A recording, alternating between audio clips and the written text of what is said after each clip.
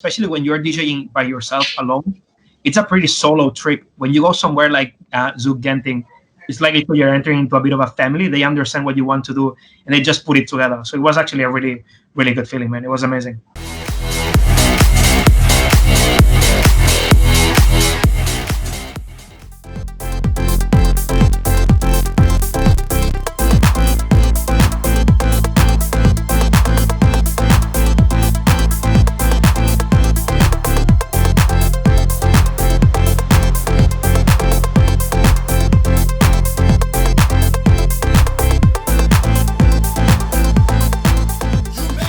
Hey Zouk family, welcome back. It's another week. It's another mic drop with international DJs and people around the industry. And this is a very exciting one. This is coming from two Spaniards. However, one is in Singapore, but one is coming straight from Madrid.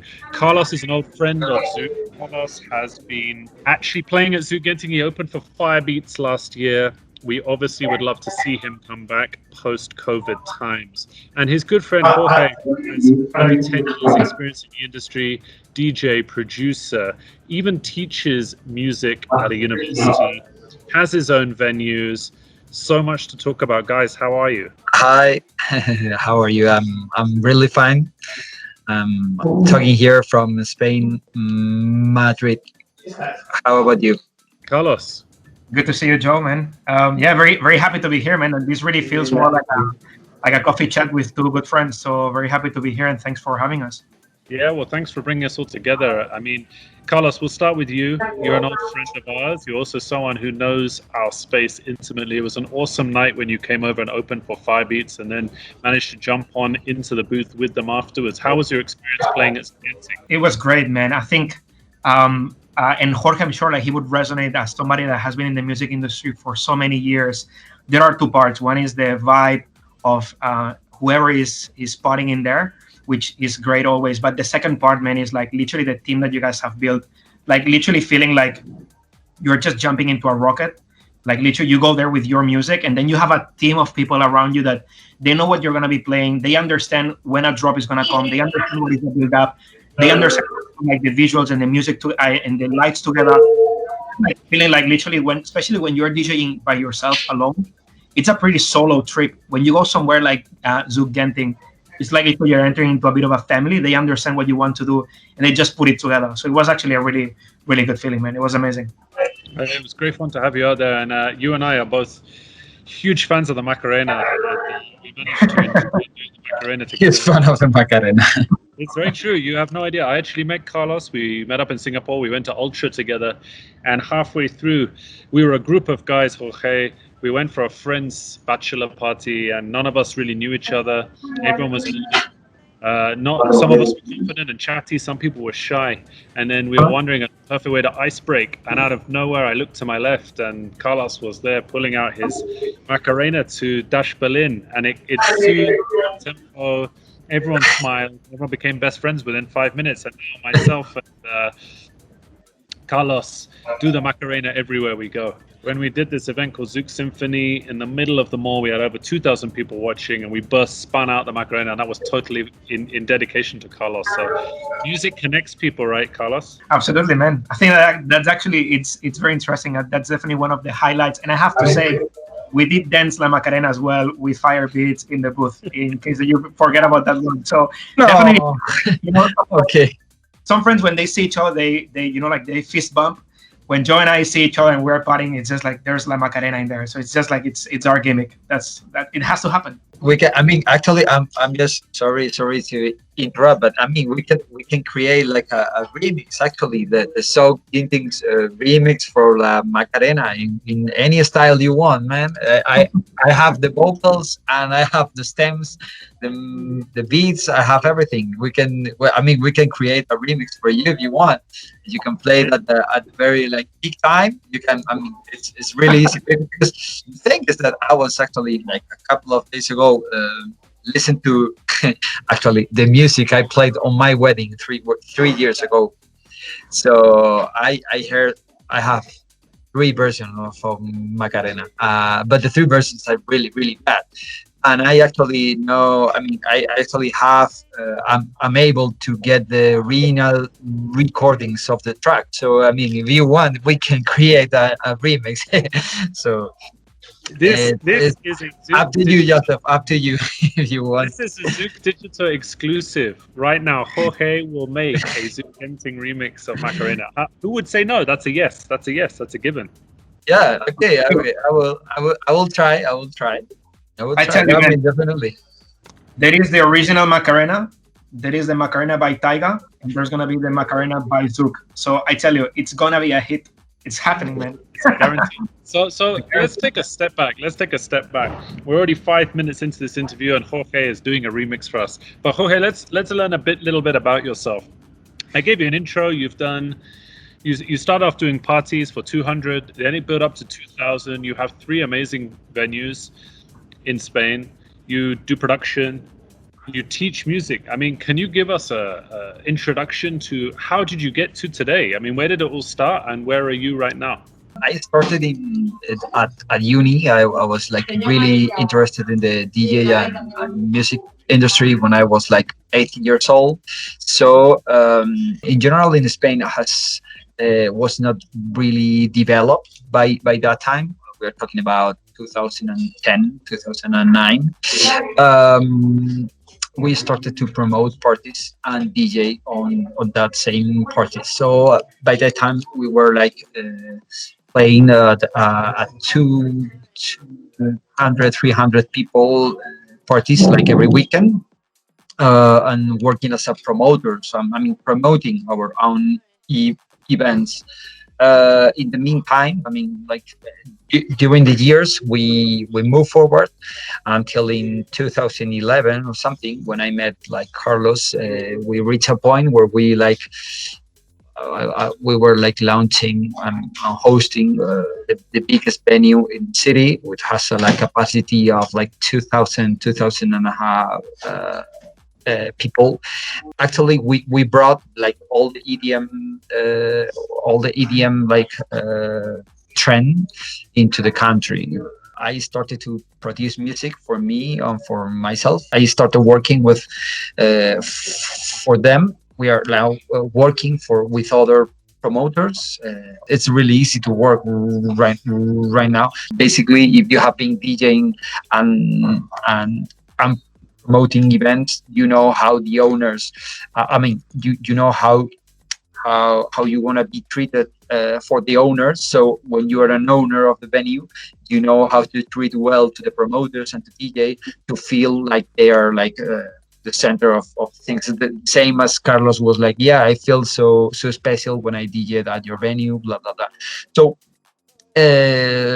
in parallel, I got the opportunity, or started like teaching some lessons at the same university I studied economics, and at the same university they were like open to offer like more cultural style courses and lessons.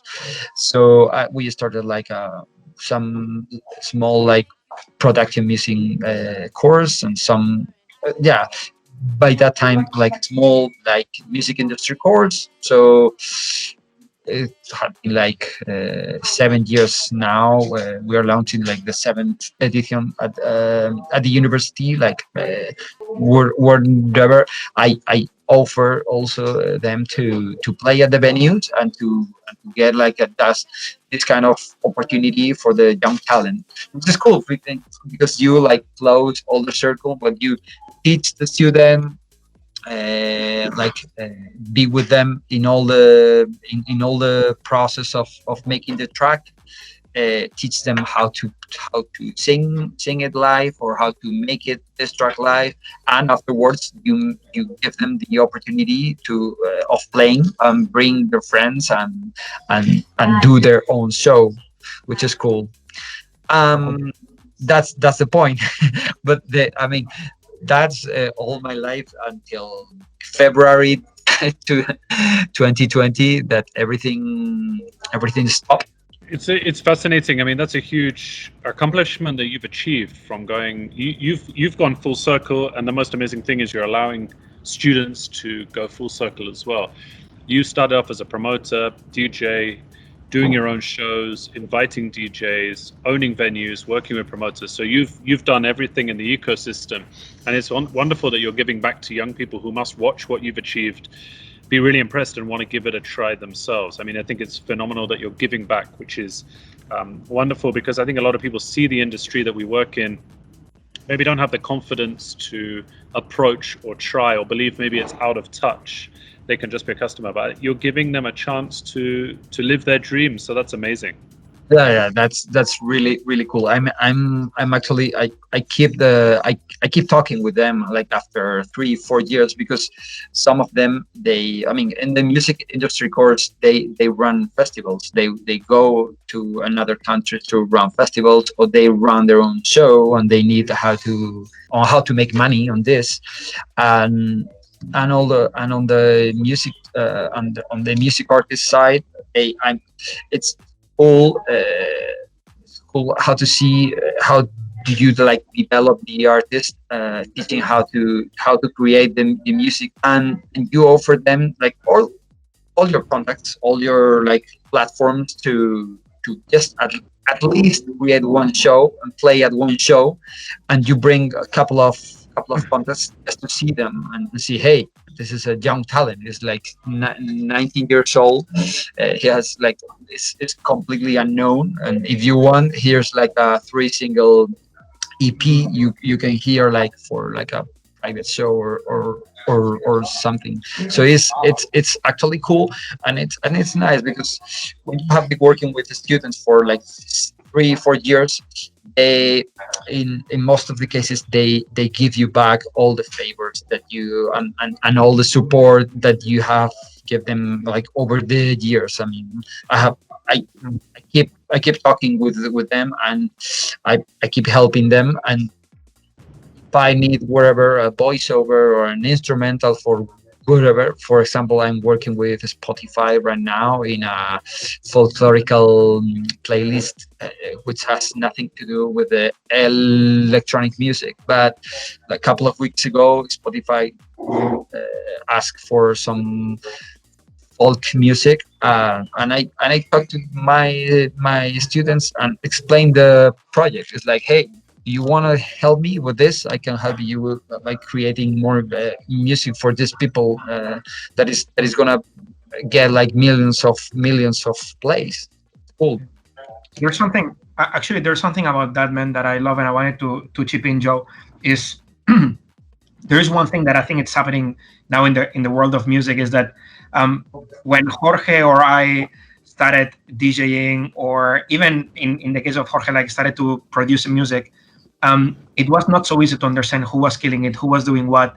And I think like everyone was very protective to what they were doing, to their contacts, to their knowledge, to how to do things. And I think like in this new era, man, right now, like it's so easy for a young kid to just spend like $200 in something, compared to like the $3,000, $4,000, $5,000 that you needed to invest 10, 15 years ago to get your own equipment. And what are you gonna do? Just like stop them from being successful? Or you can just be next to them and just like put like all the resources that you know, because you've been there, will help them be successful. So like you are not limiting talent. It's like the limit is their talent.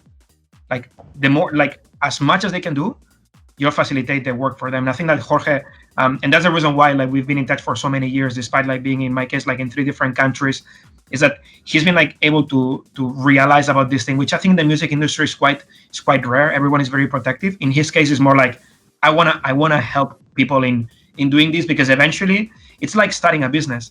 You know, you can be sharing the idea with people, and I tell you, nobody will use your idea, because it's not the idea, it's the execution. If you are sharing contacts and network, but your talent is not enough, you'll really not go anywhere. And so if there is talent, like what you can do if you really love music and you really love to go to the venues and to enjoy a good party, is to make it easy for that people. So I think that's a very important thing that I'm also like very passionate about, man. I think it's very important to do that. Like you say, Carlos, if you're confident enough, you have nothing to lose by being supportive of the next generation. I mean, there is no point in being inclusive. There's no point in trying to protect your ideas or your input into someone else, you should always try and regenerate. You should always try and give back, because we are a community of music lovers. Music is a community activity. Yeah, some people might like to listen at home, but it's, you go to a concert, you see 100,000 people at a festival all enjoying. That is what the passion behind the music is all about. And if Jorge is giving back to students and helping develop them, Zouk Genting also does a bi-weekly lecture with Taylor's University, and we educate them about our industry, because in business they learn about very stockpile industries, banking or legal, etc. And so a lot of people want to go into F&B. A lot of people want to own their own cafe or open their own restaurant, and it's really exciting for them to hear from us. And we love to mentor, because why not give back?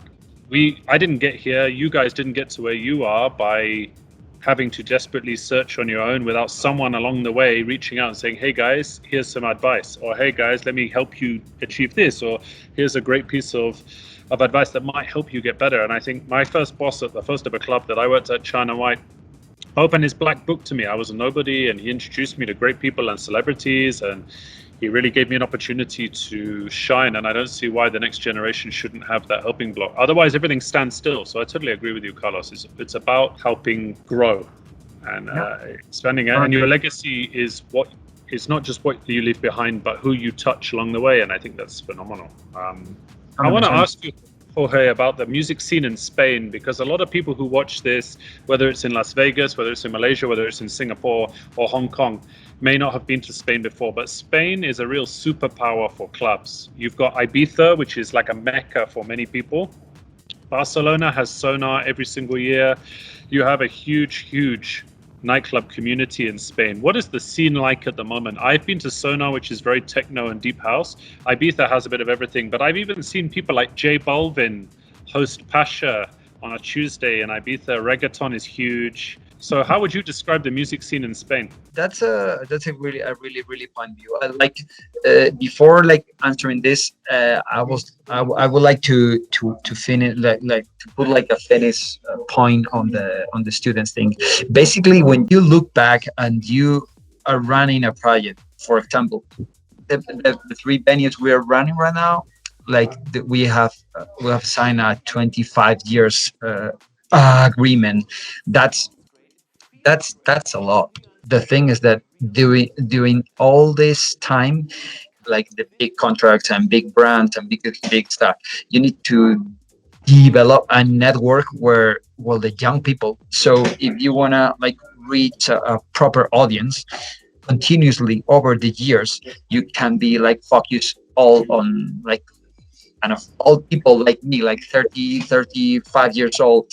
I have 2 kids. I'm not used to go out just every weekend like I'm partying hard, you know. But in Spain, this is quite the key, in the sense that you need to keep an eye, obviously, on the next generation and all these lights and all this new ways of going to parties and new ways of enjoying, you know. Ibiza is big right now. This summer has been like pretty like awful, obviously for the COVID life. But Ibiza is moving right now from a massive techno, massive tech house stuff to a more like just Latin vibes. I don't know how do you call it, but yes, like J Balvin hosting per town on Tuesday. It's a really the cool example of how all the big names. When I say big names, I say Marco Carola. All the big names are moving from one venue to other. With the pass of time, I mean, in the meantime, we are seeing how the Latin and reggaeton are more like are taking part of the cake. You know, like Spain acts as the hub for Latin music, Latin American music for all the Europe. So we definitely have a huge development of this kind of style of music. I mean, here is massive. Is from Enrique Iglesias to J Balvin is so massive, and it's big here. So most of the discos and most of the nightclubs are focused on this style of music. In Barcelona and in Madrid, the things are really different. The music scene at night is also focused on electronic music. The big trends here are more like into techno and tech house. I would say most of our promoters are focused on techno. I would say that it's not as eclectic as I would like to be like, but in this point we have like a wide range of clubs covering from the most like mainstream style, I would say EDM, reggaeton, blah blah blah, to the more like underground, I would say techno, tech house, and stuff. These two styles are like covering the 90% of the venues. I mean, last year they were like about 800, 900 festival in the country. And of course, I mean, if you have been at Sonar, you have been like how big is it, and how developed is the music industry in this kind of styles. I really don't know how the local artists will react to the pandemic thing.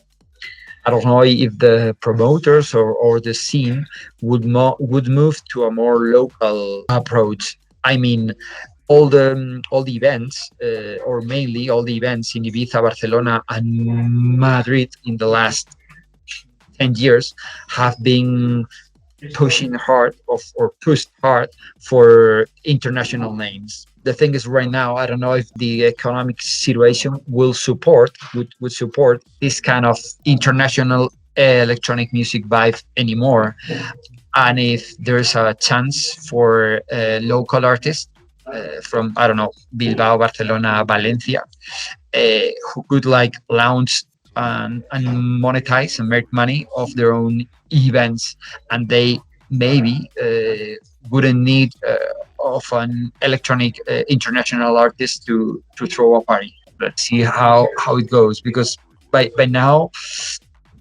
the streaming, all the streaming thing, at least in our country, has no finally landed in a really cool way. It's really hard. I mean, in the UK it's more easy. In Germany it's also easy. France is easy, but in Spain it's hard for the audience to pay for streaming. Yeah. Pay for this kind of new. It's a format. Like, I think, like, Yeah, for new format. It's less hard. common.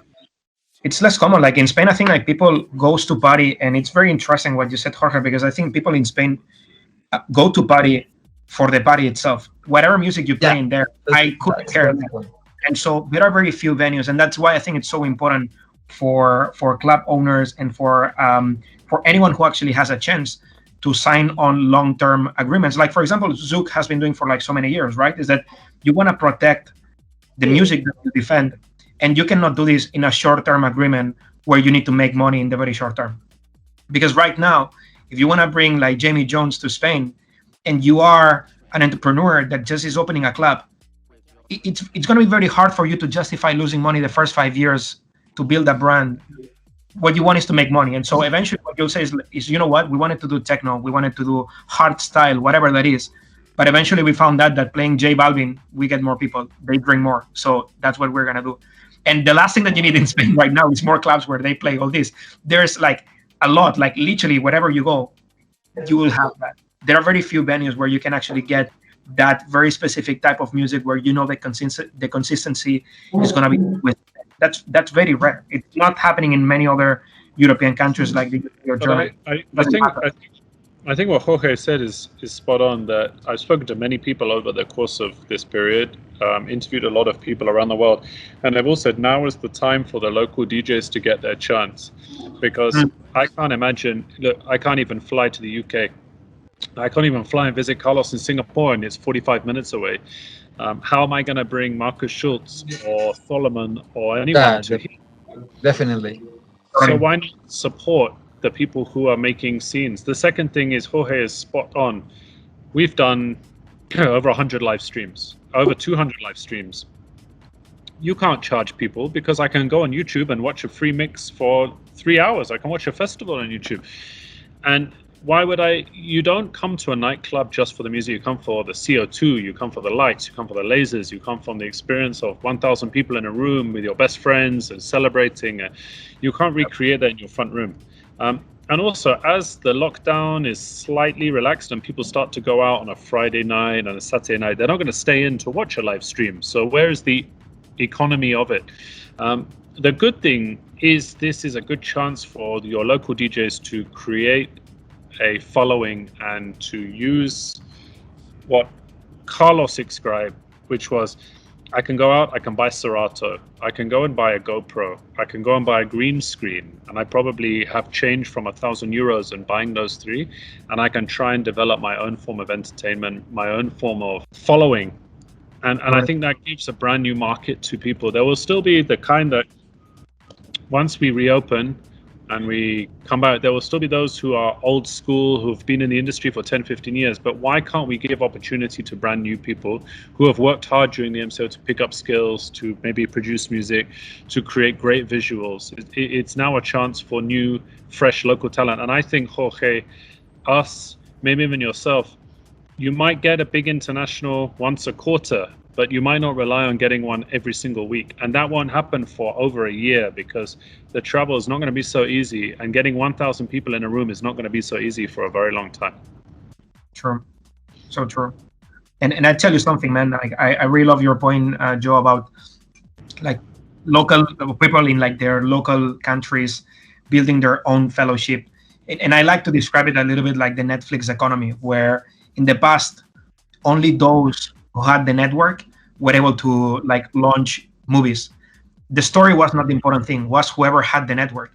And Netflix kind of like changed that. Now it's like good storytellers get an opportunity. And that's why people is hooked up to it, because it's a good story. Like you love it. What's happening with music is that many people that makes it high, that makes it big, sometimes it's not just because of talent, it's like because they have the network. Right now, when you don't have a chance to like develop that network, because it's not so easy to take and wine and dine people, and you buy your own green screen, you develop your own music, and you do it in your own space, and you build your own fellowship, that's going to be like your talent that defines your future. And like people is going to be following you or not based on how much money you spend on like promoting that club or promoting that venue or that party. It's going to be based on like what the person is doing in that life. And I really like, I don't know how it's going to look like, but I really like the idea of people really using their brains to develop their brands, their concepts. That's what I was working with Jorge when I was in Madrid. When I met him, is like, how do we develop like the GEORGEOUS brand, like Jorge's brand? How do we develop it in a new market of deep house in Spain that is very unexistent? And I think that's actually a very cool part, and I'm very excited about that part in the future. So what's next for you, Carlos? Moving aside from DJing, I hear you're now a master chef. Well, man, I do. I mean, I think it's maybe it's a very Spanish thing, but I do like cooking, and I think that during this lockdown, I have developed a little bit that interest a bit further, and just like baking some like cheesecakes and just like making a bit some more of Spanish food, having friends over, always like in groups of 5, not more than that. But then actually, like always, you need to keep it compliant, man. No, that's about it. I think this lockdown, and I'm pretty sure Jorge has. I mean, he's had a bit more of a different experience because he's had another baby. But in my case, it was more about like, there's not much outside to do, so I need to find entertainment within. And so this lockdown allowed me to reconnect with a lot of things that I've always loved to do. My parents used to have a very tiny restaurant in the coastline in Barcelona, and I remember like going there on a Sunday and just like skateboard from 9 a.m. to 2 p.m. all day, just to go for lunch to the restaurant and just have paella every friggin' Sunday for like my entire childhood. And so now these days allowed me just to think of more like, dude, like what are the things that I've given up on just because of a career and like because of like being far away from home? Like, let's try to reconnect with it. And one of the things that came up was cooking. I like it. I mean, I'm not great at it, I'm pretty sure. I like doing it. I'm satisfied with it. I flow. It's like when I talk with Jorge and we make music, it's like I see him talking about music, I see him making music, and we can spend like 4 hours, and it's just The same that happens for me when I'm cooking. Doesn't happen the same when we are working. Doesn't happen the same when we do some other things. But like achieving that flow state, man, is so unique. And I think sometimes we're kind of like shy to do it and pursue the things that we like. I think that we've been wired to be like, you can only do things that will make you become the next Mark Zuckerberg. It's like, no, man, just like do whatever you really feel like doing. Like eventually, like this thing that you have up here is what's gonna make you happy or not what happens outside. So you're making, what is it? Cheesecake, cheese tarts. What is it? Yeah, it's like a low sugar Basque cheesecakes. Low sugar. Where can people check it out? Yeah, it's just on Instagram. You just look for the Basque Baker SG. And that's where you can find it. Like you would never tell that it's me who's behind, but that's it. Another exclusive. We have the Macarena remix, and that you've met the Basque Baker now. Now we know who the secret identity is. That's it. But don't tell anyone. Don't tell anyone. So Jorge, what skills have you picked up? What totally outside of music, apart from obviously congratulations, the birth of your child, but what else? Thank you.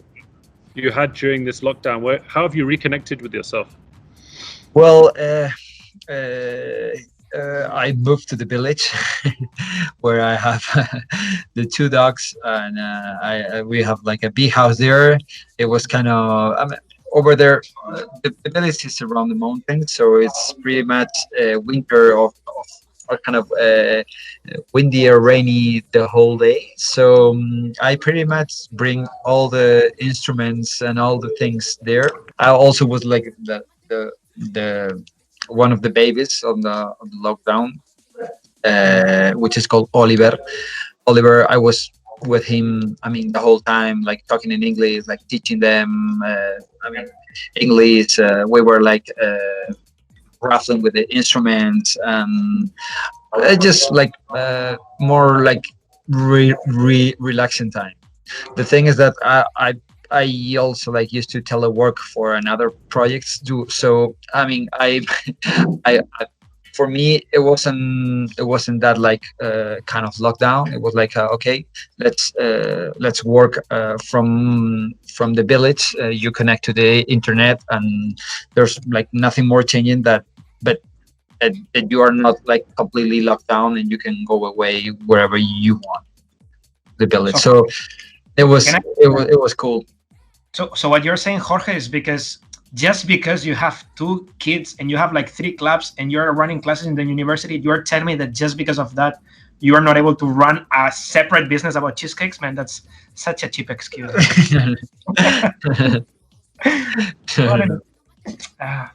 It's easy for him to try and be funny, Jorge, but he's not sent you any cheesecake. He's not sent me any cheesecake. So I don't know why he's being so cocky. I'm still waiting. Every day I wake up, I go to see the postman. I look for the box, but nothing. I don't understand. It's very selfish of you, Carlos. That tells you how fresh it is, man. It cannot travel so many countries. How fresh it is. I would do it, trust me, but I cannot. I want you to taste the very good one, when you're in Singapore, guys. So Jorge, let me ask you, first of all, thank you so much for taking the time to talk to us. It's really special for us to understand, speak to someone from Europe and understand exactly what's happening over in Spain. It's phenomenal, especially someone, as Carlos just perfectly summarized, someone as accomplished as yourself. And what's really touching is someone who gives back to the community. So thank you so much for taking the time to talk to us, number one.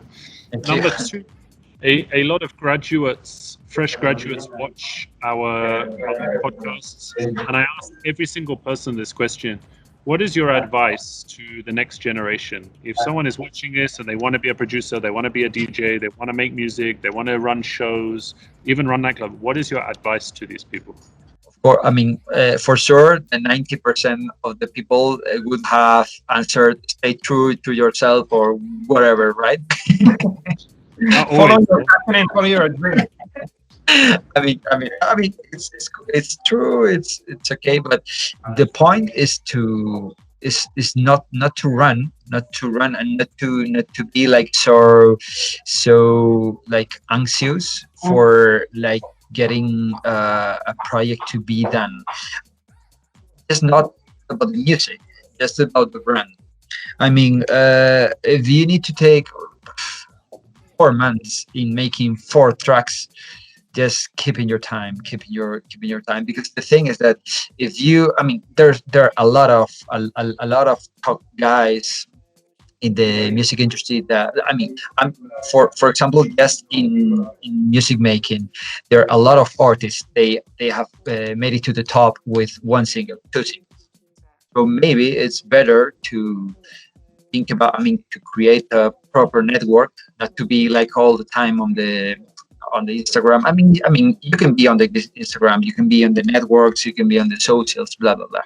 But don't put on. I mean, don't spend all of your time there, and just spend time on building the brand, and building just not the brand, you know, like a couple of visuals and lettering. So the thing is that if you want to make it, thing is that okay, you can stay true to yourself, blah blah blah, create good music, but the thing is that if you don't stop first and think about how to kill it, how to create something which is kind of different and which is gonna like grab the attention of the real tastemakers.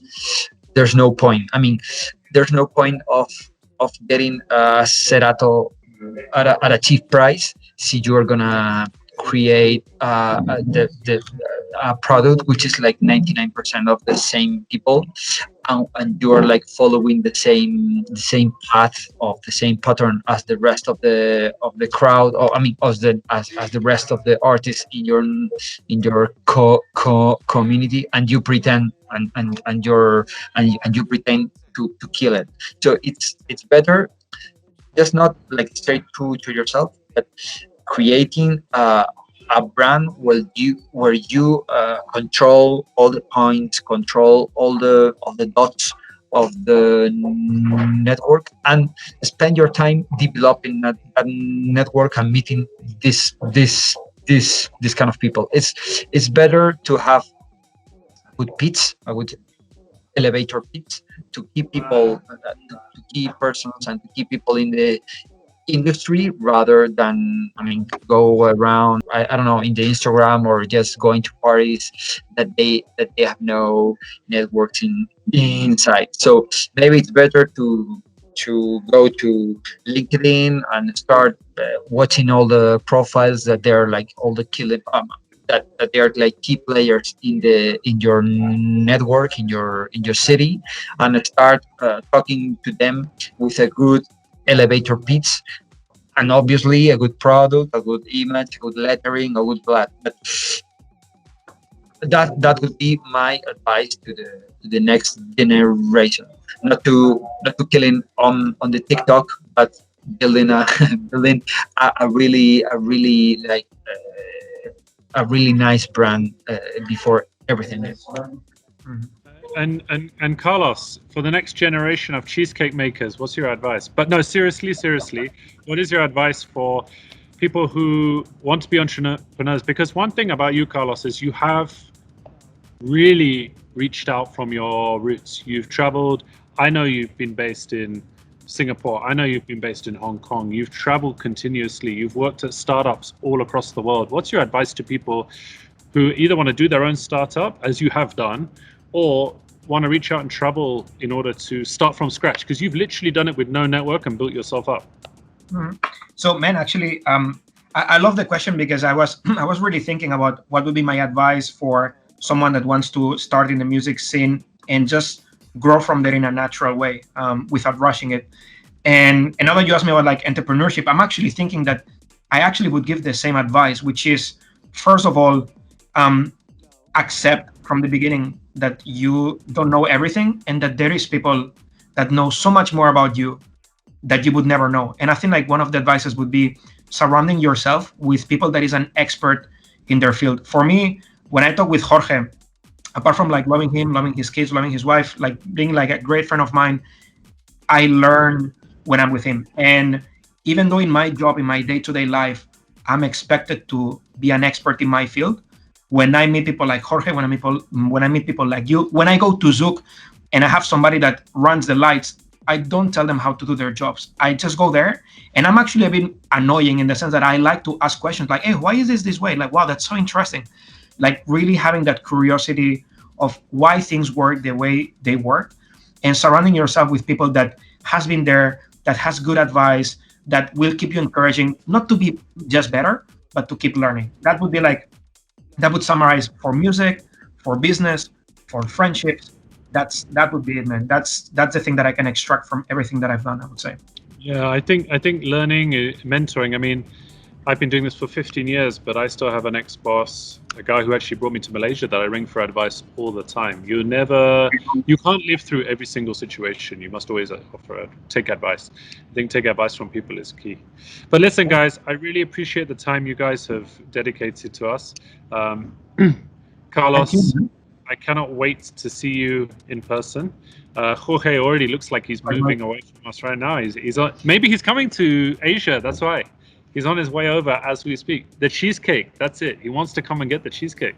He's the most productive man you'll ever meet. So most likely while we had this call, he already found someone to sing the Macarena song. He booked flights, and he right now is booking the hotel to be in Genting to come and see you guys and see Zouk in person and just maybe record some live digital set. So I have high expectations. I'm waiting for the remix as we speak. I'm hoping that by the time I press hang up, it's already in my inbox. Well, Jorge, thank you so much for taking the time to talk to us. We really appreciate it. It's been an absolute pleasure. We can't wait to meet you in person. Thank you guys. I was gonna tell you, I was in Kuala Lumpur twice, couple of times, watching the brother of my wife. He was working there in KLCC in the city center. So I was there, and Kuala Lumpur, I fucking loved it. It's super cool. So of course I will be there and wait for the remix, maybe 10-15 days. Wow, so fast. I'm up for it. Let's do it. I'm so excited about this. But aside from that, Jorge, I've really, really enjoyed meeting you. It's been a huge pleasure. Carlos, it's always great to connect. We speak often. I can't wait to see you in person. And look after yourselves, guys. And thank you so much again. Cheers, man. Thanks, brother. Thanks for having us, man.